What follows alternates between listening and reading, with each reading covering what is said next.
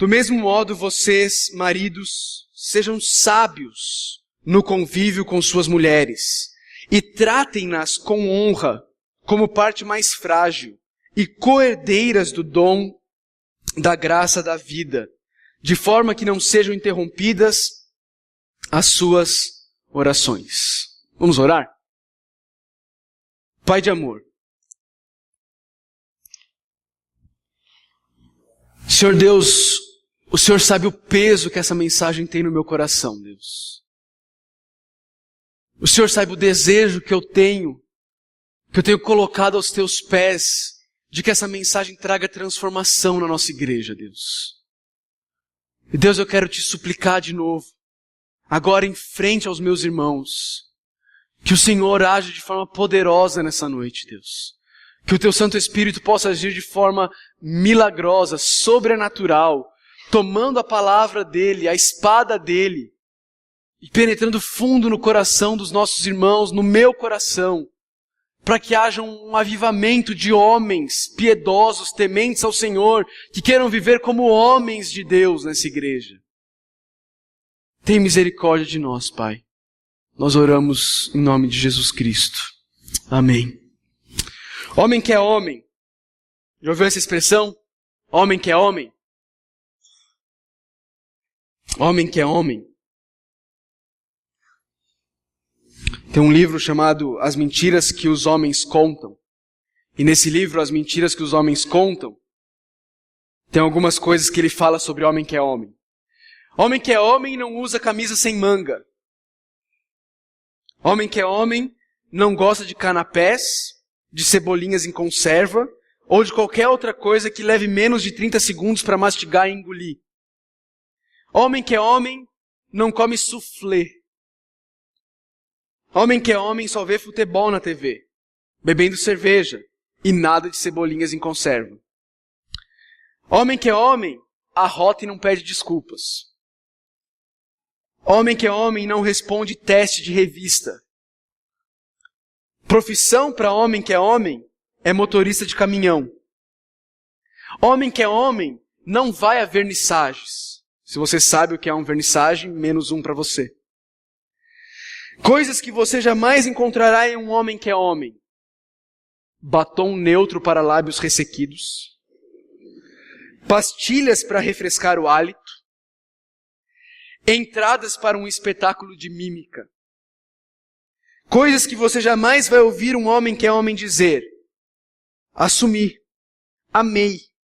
Minha porção, mulher. Acho que o bordô fica melhor no sofá. E a ráfia em cima do puff. Esse é um texto extraído desse livro, As Mentiras que os Homens Contam. Como eu tinha prometido para as irmãs semana passada, hoje o papo é com os homens.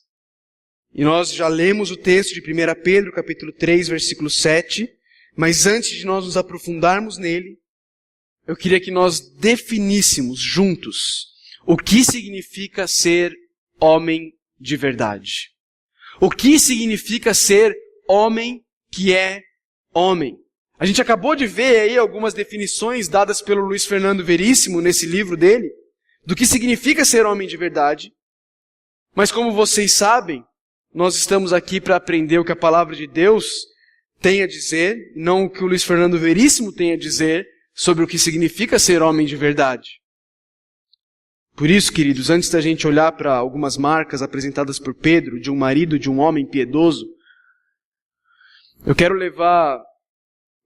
mostrar para você e caminhar com você numa definição de homem de verdade. Dr. John Piper, no seu livro chamado Qual é a Diferença, ele dá uma definição de homem de verdade. Ele dá uma definição de masculinidade madura.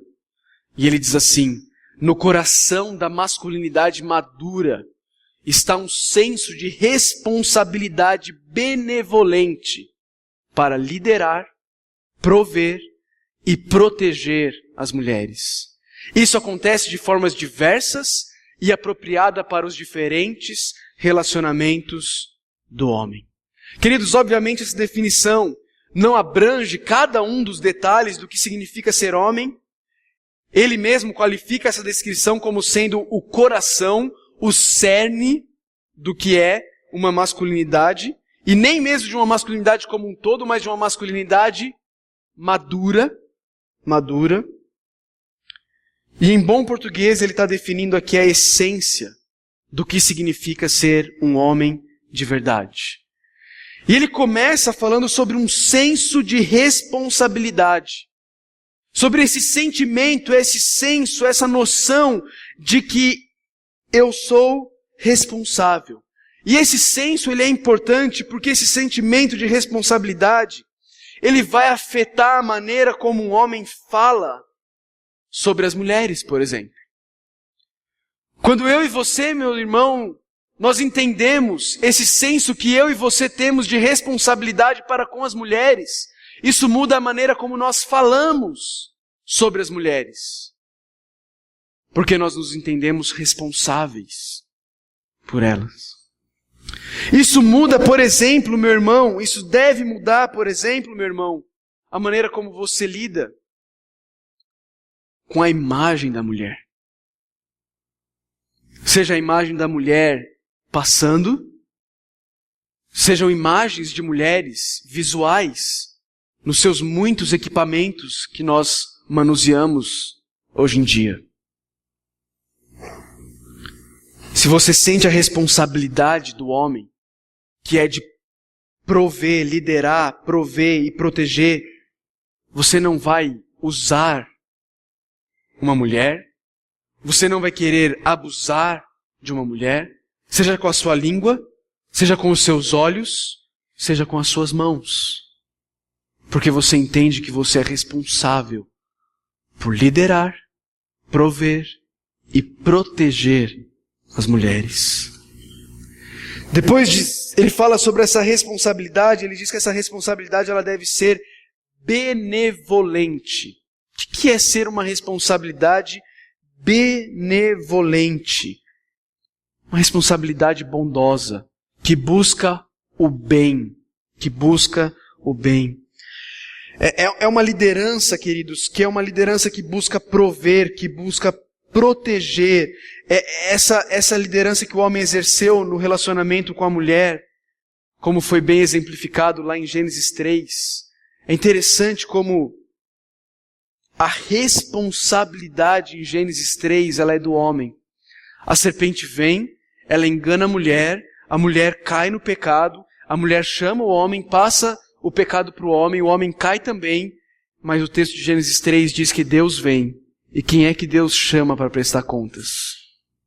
É o homem. Adão, o que você fez? O que você fez, Adão? Essa noção de responsabilidade benevolente, ela ataca uma liderança autoritária, uma liderança que busca a glória para si mesmo, que é muito comum nos homens. Esse senso, essa noção de responsabilidade benevolente acaba com atitudes que fazem com que as mulheres se sintam como escravas e não como seres criados por Deus que devem ser honrados e valorizados. Nós vamos falar mais sobre honra mais para frente. Esses dias atrás eu tive notícia de uma mulher que escreveu no seu diário de oração: Deus, muda o coração do meu marido. Eu não aguento mais ser tratada como um lixo por ele. Que vergonha.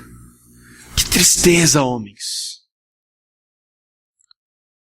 Ainda olhando para essa definição, o autor John Piper, ele diz que essa responsabilidade, esse senso de responsabilidade benevolente, ele deve nos levar a uma trinca de responsabilidade. Ele deve nos levar a 3 coisas: liderar, prover e proteger. E quando a gente pensa em liderar, queridos, a gente precisa corrigir uma mentalidade equivocada. Liderar não significa exercer o seu direito de ser servido. Isso não é liderar. Liderar não é chegar em casa e cadê a minha janta? Cadê a minha roupa? Ligou o chuveiro para eu tomar banho? Eu ouvi dizer que tem marido que chega ao cúmulo de fazer isso. prepara o meu chuveiro. Isso não é liderar, meu irmão. Liderar não é o seu direito de ser servido, mas de servir. Se sacrificar pelo bem da tua esposa. Liderar não significa ter que iniciar cada ação no seu lar, mas significa sentir a responsabilidade de que você precisa providenciar um padrão de iniciativa. Um padrão de iniciativa no sentido de levar a sua família aos pés do Senhor. Você se senta para fazer a sua refeição e você lidera a sua família num momento de gratidão a Deus pelo que Ele te deu. Você vai colocar os seus filhos na cama e você lidera a sua família num momento de reflexão, de levar os seus filhos a conhecer quem é o teu Deus. Você lidera a sua família no sentido de apontar a sua família para oportunidades de serviço. Meu amor, estava ouvindo a mensagem essa semana e eu estava pensando nessa maneiras práticas, como a nossa família pode colocar em prática o que nós temos aprendido. Queridos, isso é exercer liderança no lar.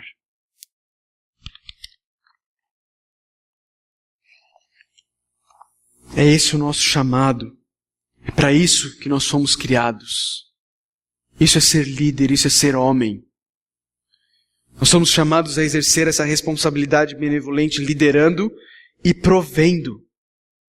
Sentindo a responsabilidade de prover. Meu amado, isso significa que quando falta comida na sua casa, você tem que entender que essa responsabilidade tem que estar nos teus ombros. É o teu chamado a arregaçar as mangas, se sacrificar, lutar, acordar cedo, dormir tarde, estudar, para poder prover para a tua família. É nosso chamado, é nossa responsabilidade. Em Gênesis, a maldição do pecado, ela recaiu sobre o homem e sobre a mulher, já nas áreas em que homem e mulher eram chamados para exercer a sua missão. Qual é a maldição que cai sobre a mulher? Ter filhos? Não. Essa já era a missão da mulher. A maldição é que agora isso vai vir com muitas dores. Qual é a maldição que cai sobre o homem? Agora o homem tem que trabalhar? Não. Essa já era a missão do homem. Mas agora ele vai fazer isso através de muita dificuldade. A terra vai começar a dar erva daninha. Vai ser difícil produzir. Mas essa já era a missão do homem. Esse já era o chamado do homem. É muito claro em Gênesis que desde o começo Deus tinha em mente que o homem seria o responsável por buscar o sustento da família. Ambos os papéis são essenciais para o equilíbrio da família. E a terceira coisa que ele coloca é que nós devemos ter essa responsabilidade benevolente de liderar, prover e proteger. Proteger. Não é uma questão de força ou de coragem, mas é uma questão de honra. É uma questão de valorização. Quando tem um barulho na cozinha de madrugada, é você que levanta, homem. É você que levanta e vai lá ver o que está acontecendo.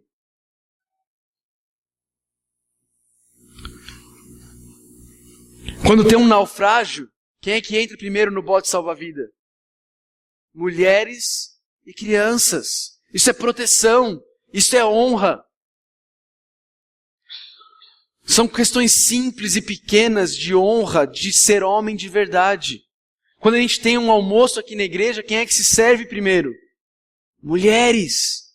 Mulheres. Isso é honra. Isso é honra. Isso é cuidado. No coração da masculinidade madura está um senso de responsabilidade benevolente para liderar, prover e proteger as mulheres. E aí ele termina dizendo que a aplicação disso depende do tipo de relacionamento em que você está inserido. A forma como você lidera, provê e protege as mulheres depende de qual o seu relacionamento com aquela mulher. E aqui no texto de Pedro, o relacionamento que ele tem em mente é o relacionamento marido e mulher. E agora que a gente definiu o que é uma masculinidade madura, a gente pode voltar para o nosso texto. E nesse texto a gente vê pelo menos 3 coisas que o apóstolo Pedro tem para nos mostrar sobre o que significa ser um homem maduro no convívio do lar, no relacionamento com as nossas esposas.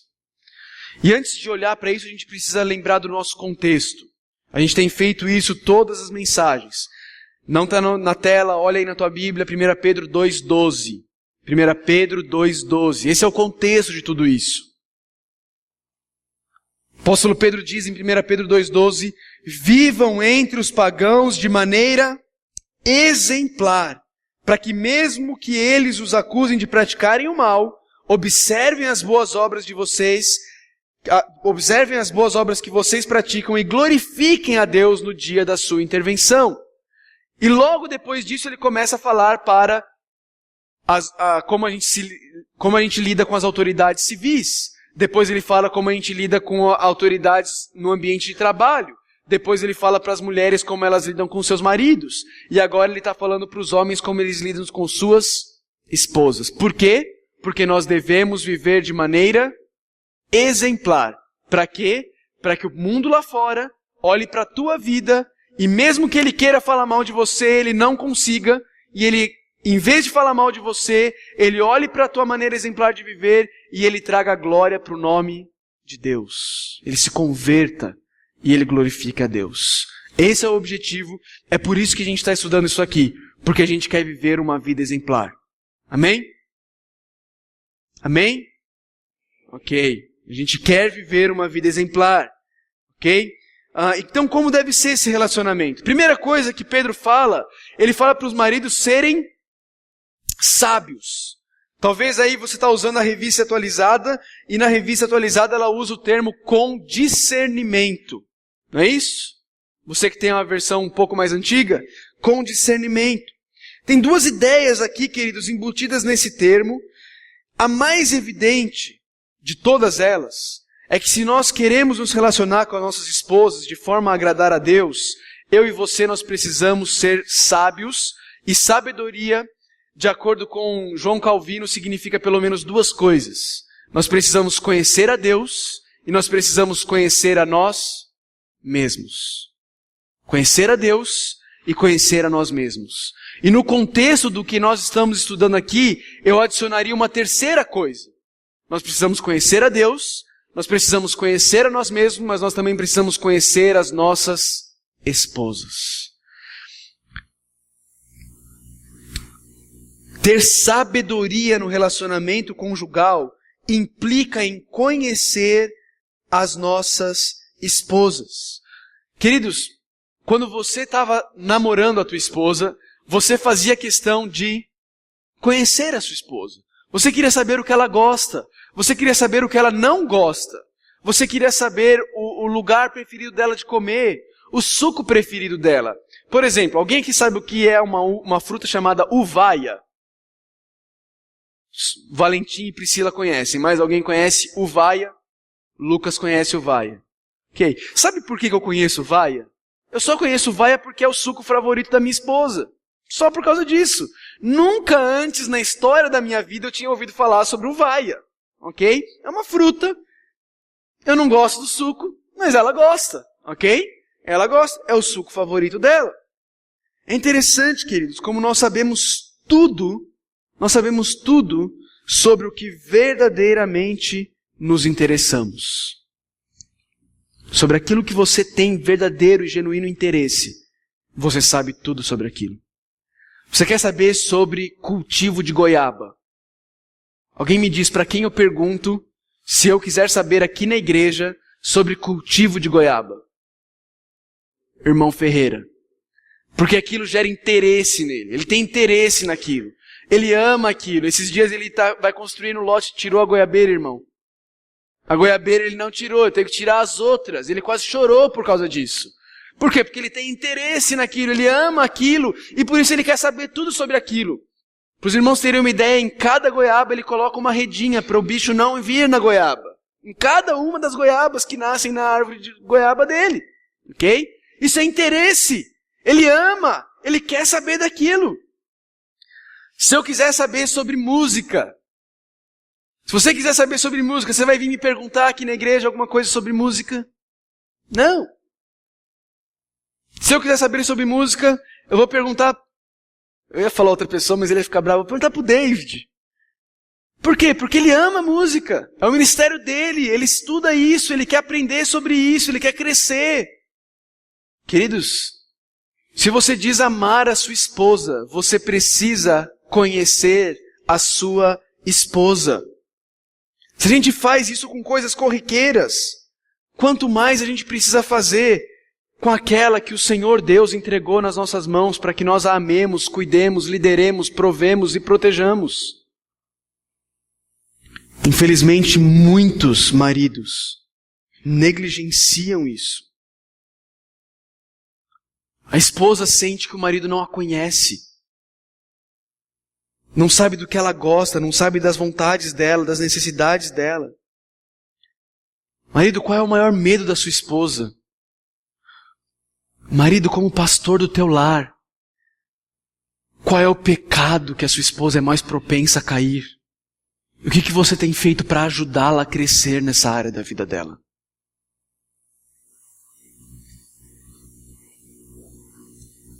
Quais são os sonhos da sua esposa?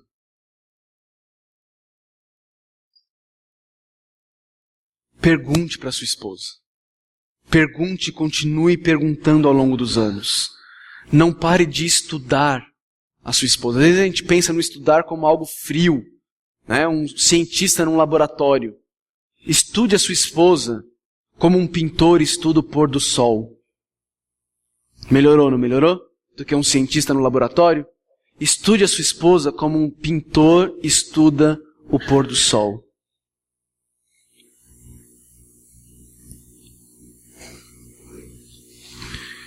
Sabe quando as coisas explodem na sua casa e você fala para sua esposa, mas eu não sabia que você se sentia assim. Culpa tua. Você devia saber. Você devia saber. Você devia ter estudado, perguntado, crescido, conhecido a sua esposa. Pedro está dizendo, sejam sábios. Conheça a Deus, conheça você mesmo e conheça a sua esposa. Mas sejam sábios no quê? A NVI diz, sejam sábios no convívio. Sejam sábios no convívio. A revista atualizada fala para a gente ter discernimento e viver a vida comum no lar. São termos equivalentes. A ideia aqui, queridos, ela começa, mas ela vai muito além disso, de viver na mesma casa. Esse é o mínimo. É o mínimo denominador comum. A gente vive no mesmo endereço. Esse é o mínimo. Mas viver a vida comum do lar, ser sábio no convívio, significa conviver com a tua esposa. Significa ter uma vida em comum com a tua esposa. A minha mãe tinha uma expressão que me parece apropriada para isso e que ela usava muito comigo, que ela dizia assim, aqui é uma família, não é uma pensão. Ela vivia repetindo isso para mim. Por que ela falava isso para mim? Na minha adolescência. Porque eu ia para casa, para tomar banho, deixar a roupa suja, pegar a roupa limpa e vazava. Para estar com os amigos. Para estar convivendo com os meus amigos. A minha vida comum não era com a minha família, era com os meus amigos. Por isso minha mãe falava para mim, Felipe, aqui não é uma pensão, aqui é uma família. Maridos, talvez essa noite você precise ouvir. A sua família não é uma pensão, é uma família. Você precisa conviver com a sua família. Você precisa ter uma vida comum com a sua esposa, com os seus filhos. Ou seja, na hora das refeições, você faz as suas refeições com a sua família. Na hora de dormir, é a hora de dormir do casal. Cada vez isso é mais comum, queridos. A esposa vai dormir e o marido fica assistindo televisão. Ou o marido vai dormir e a esposa fica assistindo televisão. E não existe uma vida comum no lar. Não existe mais o deitar juntos, ou aproveitar aquele tempo juntos ali na cama do casal, para conversar, para compartilhar do dia, para orar junto. Porque está cada um vivendo a sua vida. Eles são apenas companheiros de tarefas comuns que eles têm. O pastor Mark Driscoll, ele usa essa ilustração num dos livros dele sobre casamento. Ele fala que a maioria dos casamentos hoje são assim, ó. São duas pessoas simplesmente vivendo tarefas comuns que elas têm. A gente precisa trazer comida para casa e a gente precisa criar nossos filhos. Vamos fazer isso. E eles fazem isso, mas eles não têm uma vida em comum. Eles não estão mais assim, andando face a face, vivendo face a face a vida do lar. Marido, em momentos de disciplina dos seus filhos, você não é um espectador. Você tem que ser ativo. Você foi chamado para ser o líder da sua casa. Você não foi chamado para ser um espectador da tua esposa. Numa vida comum no lar, marido e esposa, eles sentem prazer na presença um do outro. Eles não apenas se toleram. Sejam sábios no convívio. E aí depois ele diz que o marido deve tratar a sua esposa com honra. Honra.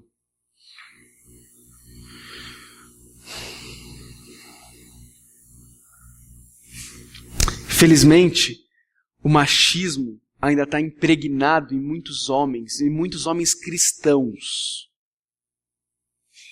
E esse machismo, ele deturpa, ele deforma o relacionamento marido e mulher. Alguns maridos cristãos ainda acham que ser líder da casa significa que você dá ordens e sua mulher obedece. Assim você é o rei da casa e ela, ao invés de ser a rainha, ela é a escravinha. Ou ela é a mãe. Você casou não para ter uma esposa, mas para continuar tendo uma mãe na tua casa. Alguém que faz tudo por você.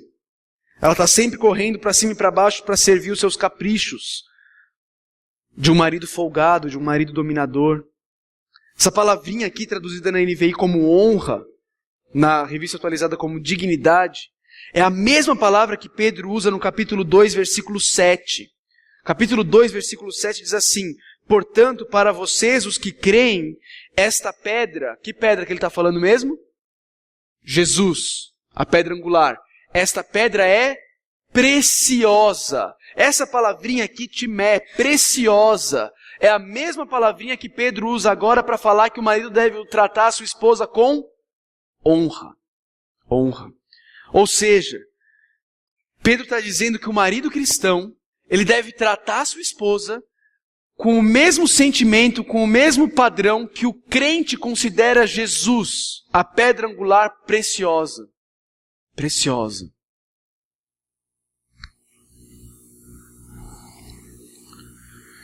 Devemos honrar e valorizar a esposa que Deus nos deu. Queridos, isso pode ser demonstrado de forma prática de inúmeras maneiras. Abrir a porta do carro. Abrir a porta do carro para tua esposa. Agora tem controle, né? Pip. Eu abri a porta. Não. Faz o pi e vai junto com ela. E abre a porta do carro para ela. Para ela entrar. Carregar as compras do supermercado. Pode parecer um negócio ridículo, mas eu conheço maridos que moram em apartamentos, que chegam em casa do supermercado, fecham o carro, entram sem elevador, entram no apartamento, sobem as escadas enquanto a esposa carrega as compras. Você pode demonstrar honra pela sua esposa se certificando de que ela não está sobrecarregada com as tarefas do lar. Meu amor, como que eu posso aliviar a sua carga aqui em casa? Talvez seja lavando o banheiro aos sábados. Talvez seja contratando alguém para fazer isso por ela. Mas como você pode aliviar a carga da tua esposa? Uma maneira muito simples e prática é não interrompendo a sua esposa quando ela está contando uma história. Você está numa conversa, numa mesa, e a esposa está contando uma história. E no meio da história que ela está contando, o marido já interrompe ela e a mulher. Isso não é demonstrar honra pela tua esposa. Isso não é honrar a tua esposa. Leve a sua esposa para jantar fora de vez em quando. Onde ela queira jantar fora. Se você tem condições, pague um plano de saúde para sua esposa. Se Deus te deu essa condição, faça isso. Estou falando isso, queridos, porque eu conheço maridos que têm dinheiro para pagar plano de saúde para a esposa, mas acho que isso é bobagem. Precisar de alguma coisa, tem o pai ali. Queridos, se você tem condições, invista na saúde da sua esposa. Estou falando de coisas práticas. Invista num plano de saúde com internação num quarto. Para que quando ela for internada, ela não precisa ficar internada com um monte de outras pessoas. Isso é honrar, queridos. Isso é valorizar a joia preciosa que Deus deu na tua mão para você cuidar. Talvez você tenha que deixar de comprar algumas coisinhas, alguns brinquedinhos para você. Não compre, mas invista em honrar e cuidar e proteger a tua esposa.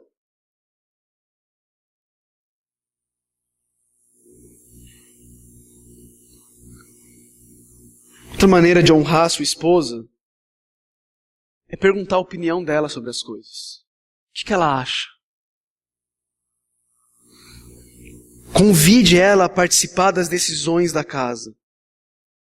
Fale para ela sobre os seus medos, sobre os seus anseios, seus sonhos.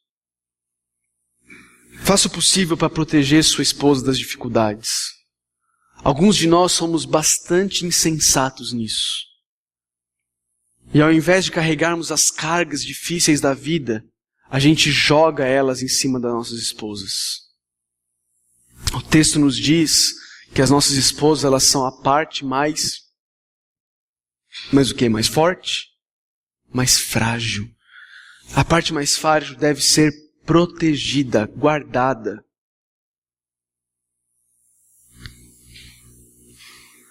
É terrível, queridos, é terrível ver homens que casam para tratar as suas esposas como se elas fossem suas escravinhas, como se elas fossem as suas mães, as suas empregadas, para continuar mimando eles do jeito que mamãe mimou enquanto eles eram solteiros. Isso não honra a esposa. Isso não é considerar a sua esposa preciosa. Isso é usar a sua esposa. Eles acham que eles podem fazer isso e que isso não vai afetar o relacionamento deles com Deus. Olha o final do versículo 7. Por que é que Pedro fala para os homens fazerem o que ele fala? Para que não sejam interrompidas as suas orações. Eu não sei você, mas se alguém aqui tratar a minha filha como escrava e depois vier me pedir alguma coisa, vai sair com 2 quentes, 3 fervendo. Deus é exatamente desse jeito. Ele colocou a filha dele nas tuas mãos, marido. Nas tuas mãos. E Ele te chamou a honrar, proteger, prover e guardar a filha dele. E Ele leva isso muito a sério. Muito a sério. A ponto de Pedro estar dizendo, se você não viver isso, as suas orações vão ser interrompidas.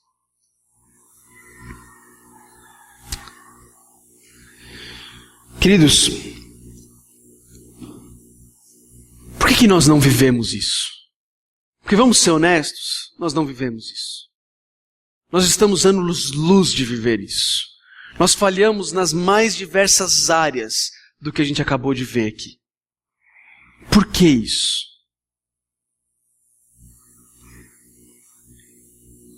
Eu quero propor para a gente nessa noite que alguns dos motivos porque eu e você falhamos nisso, e porque cada vez mais a gente tem tido dificuldade de ver homens de verdade. E aqui eu não estou falando de machão, eu estou falando da definição do John Piper, aquele homem que tem um senso de responsabilidade por liderar, prover e proteger a sua esposa. Eu creio que a gente está vendo cada vez menos isso, porque cada vez mais nós temos meninos que já fazem a barba, mas ainda não são homens. São moleques. São moleques que não assumem a sua responsabilidade. E grande parte disso está ligado com um fenômeno chamado tecnologia.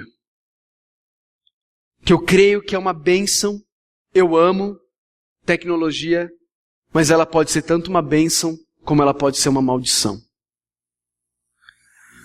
Essa semana saiu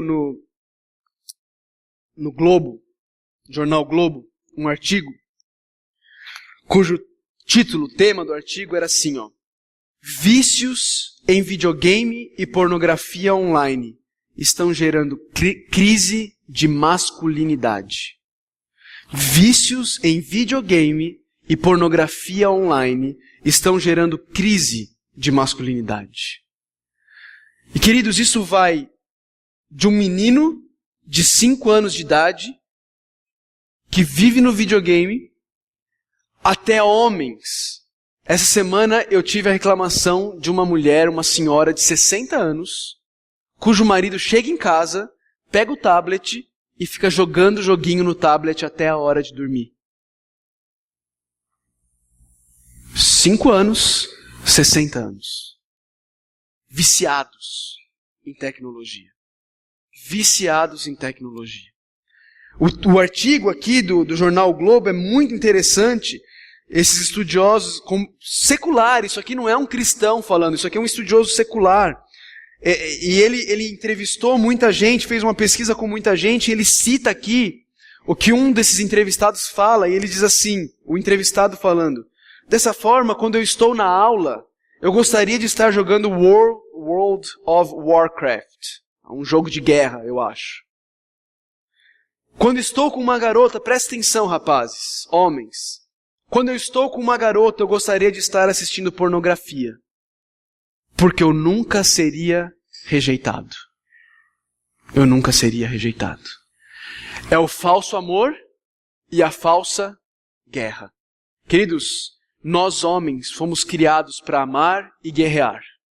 Nós somos criados para isso. Se você percebeu, o nosso senso de responsabilidade benevolente, ele é um senso de responsabilidade benevolente para liderar, prover e proteger. Isso tem tudo a ver com amor e isso tem tudo a ver com guerra. Só que nós vivemos numa época em que nós descobrimos que nós podemos amar, entre aspas, e guerrear, entre aspas, sem os riscos que o amor e a guerra trazem inerentes a ele. Sair para o mercado de trabalho, se especializar, estudar, batalhar, isso tem riscos inerentes. Porque quando você vai para uma entrevista de emprego, você pode ser aceito, você pode ser rejeitado. Quando você vai cortejar uma moça, quando você vai conversar com uma moça, tentar ter um relacionamento com ela, ela pode te aceitar ou ela pode te rejeitar. Mas a pornografia não te rejeita nunca. No joguinho de guerra, você nunca morre. E nós estamos criando uma geração de homens meninos que não sabem amar e não sabem lutar.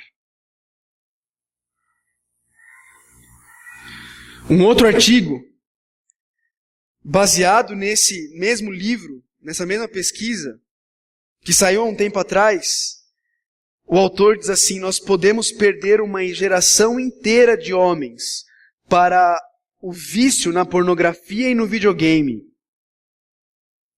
A preocupação deles não é com a moralidade, mas é com a natureza desses vícios que está moldando de novo o padrão de desejos que eram necessários para termos uma comunidade. Ele continua e ele diz assim: a pornografia e o videogame, ambos são baseados na novidade, no desejo por experiências novas e diferentes.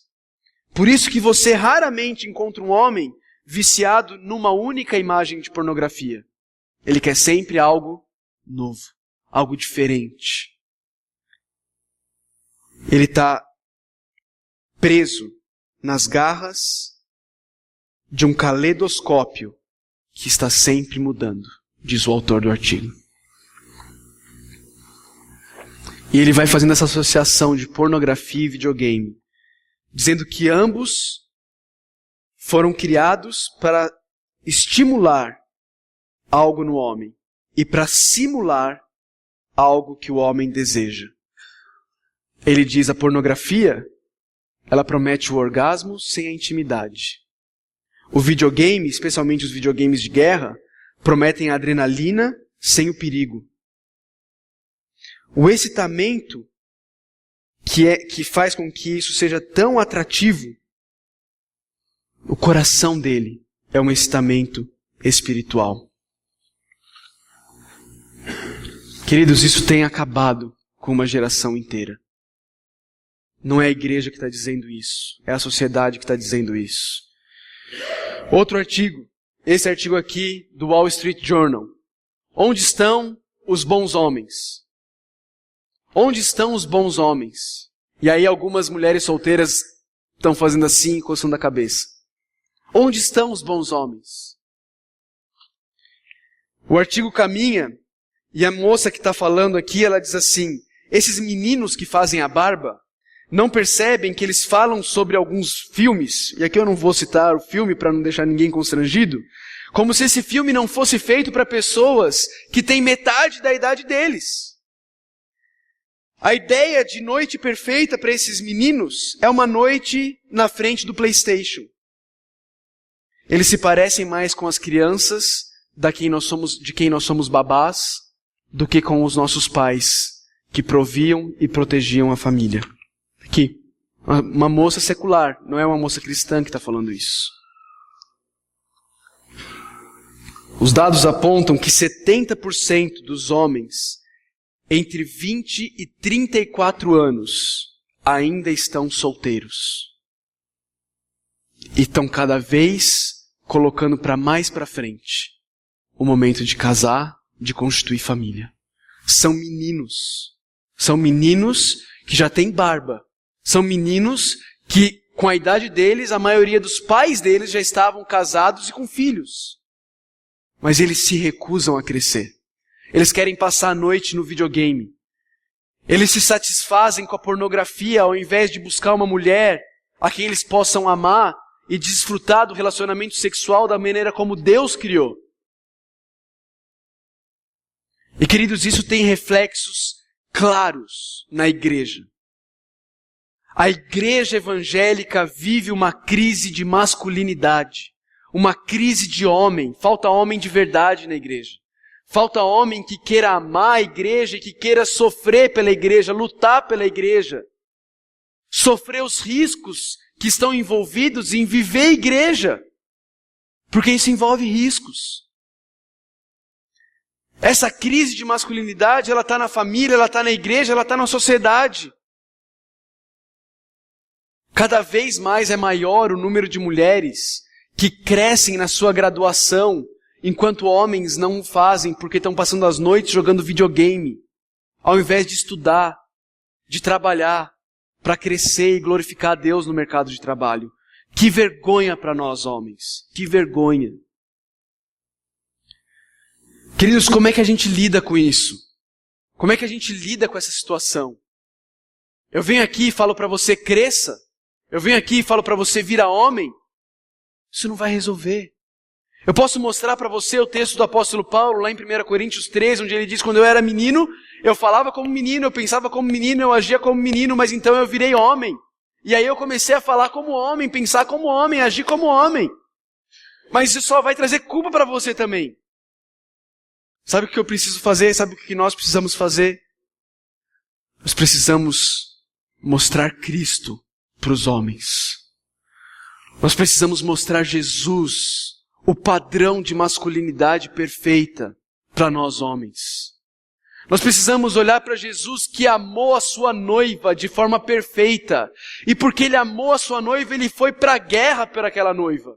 E era uma guerra de verdade, não era guerra de videogame. A guerra era tão de verdade que ele acabou morto por causa daquela noiva.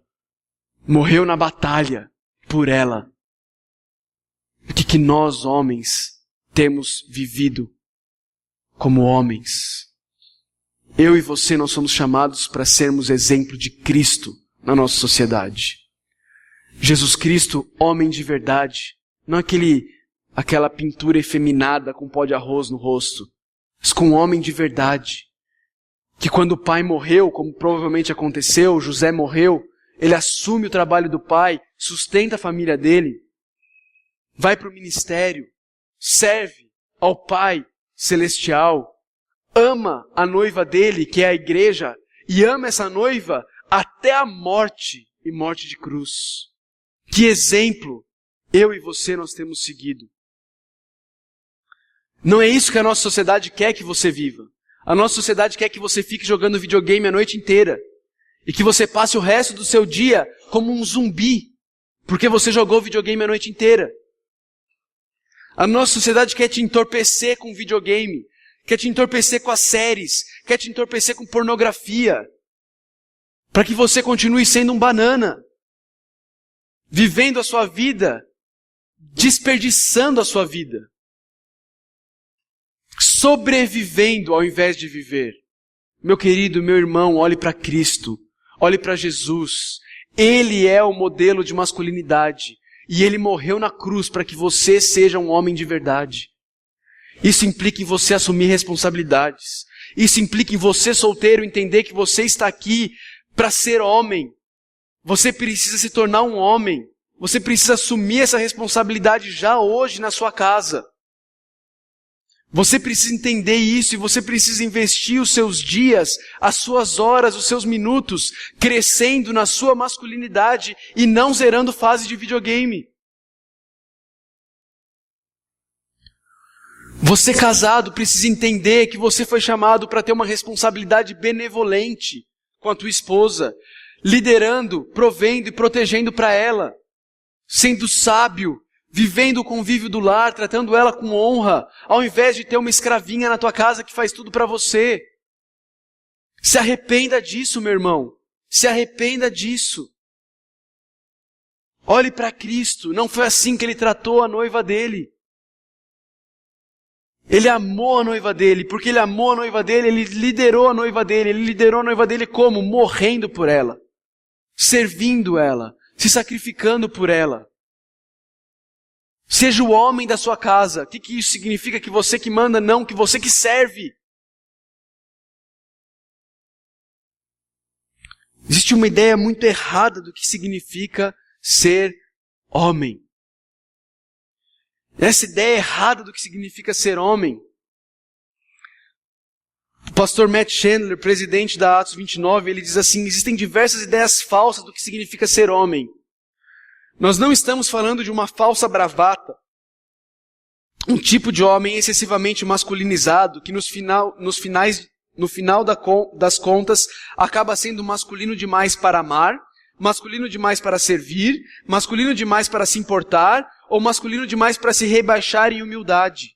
Mas o homem do qual estamos falando, presta atenção, meu irmão, o homem do qual estamos falando é um homem que está disposto a ser espremido para o bem da sua família, para o bem da sua esposa e para o bem de seu Deus, e aqui eu incluiria para o bem da sua igreja. Queridos, a nossa igreja sofre por falta de homem que queira ser homem na igreja, que queira vestir a camisa, que queira se arriscar, que queira fazer coisas que às vezes você não se sente tão preparado para isso, mas porque você é homem, foi chamado para ser líder, para proteger, para prover, você dá um passo de fé e faz. Mesmo que você possa errar, mesmo que você possa falhar, porque é para isso que você foi chamado. Na igreja, no lar, na sociedade. Meus irmãos, chega dessa vida de menino. Chega dessa vida de menino. Nós precisamos viver como homens. E isso significa viver uma vida de sacrifício radical. Radical. Ser espremido pelo bem da sua família, da sua esposa, do seu Deus, da tua igreja. Isso significa deixar a sua área de conforto. Falar: Deus, eu estou aqui. Deus me usa. Eu vou errar, eu vou falhar, mas eu quero ser usado pelo Senhor. Eu vou estudar para isso. Eu vou buscar isso. Em vez de ficar jogando videogame, memorizando as fases, onde está aqui, onde tem aquela arma aqui, onde tem aquilo, eu vou estudar a palavra de Deus. Eu vou memorizar a palavra de Deus. Que vergonha quando mês após mês quem vem aqui falar versículo bíblico são só as mulheres. Que vergonha quando a gente se reúne no in-loco para falar o que a gente está aprendendo e quem compartilha são só as mulheres. Porque as mulheres não podem memorizar e não podem falar? Não. Não é isso. É porque é uma vergonha para os homens que não o fazem. Que vergonha quando eu tenho aconselhamento com casais e eu dou tarefa e volto o casal e a mulher fez tudo e o homem não fez nada. Que vergonha. Que vergonha. Eu e você, nós somos chamados para ter um senso de responsabilidade benevolente para liderar, prover e proteger as mulheres. Meu querido, meu chamado para mim, meu chamado para você, se arrependa de ser menino. Olhe para Cristo e busque em Cristo a capacitação para ser homem. Na tua casa, na tua igreja, na sociedade em que nós vivemos. Vamos orar. Senhor Deus, peço que o Senhor tenha misericórdia e piedade de nós, Deus. Eu peço que o Senhor tenha misericórdia e piedade dessa igreja. Que o Senhor fale fundo no coração dessa igreja. Dos homens dessa igreja, Senhor.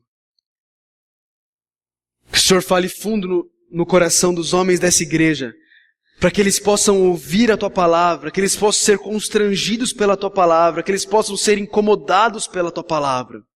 Se algum homem está talvez com raiva nesse momento aqui, Deus, que o Senhor transforme essa energia em atitude para mudança, em arrependimento sincero e genuíno, em vontade de viver para a Tua honra e para a Tua glória, Pai.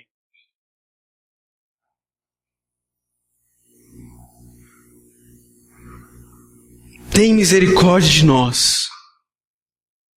Tem misericórdia de nós. Nós precisamos que o Senhor nos tire dessa letargia, desse marasmo, desse contentamento com essa meninice, de achar que é normal vivermos o padrão que o mundo tem nos dado para viver. Nos incomoda profundamente. Estamos de cabeça baixa e de olhos fechados. Mas daqui a pouco nós vamos abrir. Eu nunca fiz isso aqui, mas hoje eu vou fazer. Meu irmão, você é homem. Você que está aqui que é homem. E você ouviu essa mensagem. E você está arrependido da sua meninice. Você está arrependido de áreas da sua vida em que você tem agido ainda como um menino. E você está hoje se colocando diante de Deus e falando: Deus, eu me arrependo. Eu quero mudar isso. Eu quero ser espremido para o bem da minha família, da minha esposa, do meu Deus e da minha igreja. Eu quero te convidar, você homem, a como um testemunho público diante da tua igreja e da tua família se colocar em pé agora.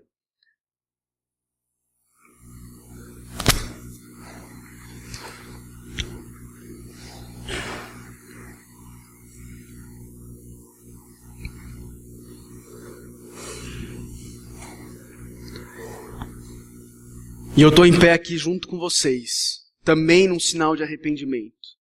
Também num testemunho diante da minha esposa, diante da minha igreja, de que eu quero viver como homem.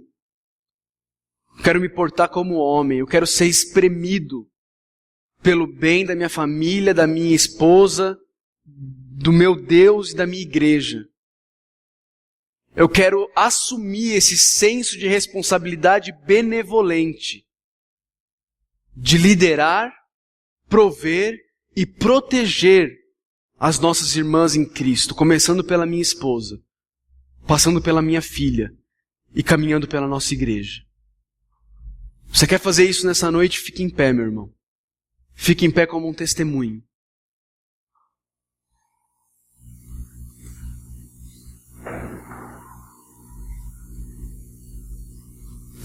Senhor Deus, o Senhor conhece o coração de cada um dos irmãos que levantou, Senhor. Eu peço, Deus, que o Senhor trate os nossos corações, que não seja só uma emoção de sermão, de final de sermão, mas que traga frutos de justiça. Que essa igreja possa sentir a diferença do que é ter homens de verdade, vivendo em missão, vivendo em guerra, correndo riscos pela família, por Deus, pelas esposas e pela igreja. Tem misericórdia de nós. Nós oramos em nome de Jesus. Amém. Fique em pé, fique em pé. Você que estava em pé, fique em pé. Igreja, esposas, famílias, nós estamos em pé aqui. Nós queremos permanecer em pé como homens, por vocês, para vocês. Nos cobrem, nos incentivem. Amém? Vamos ficar em pé, vamos louvar o Senhor.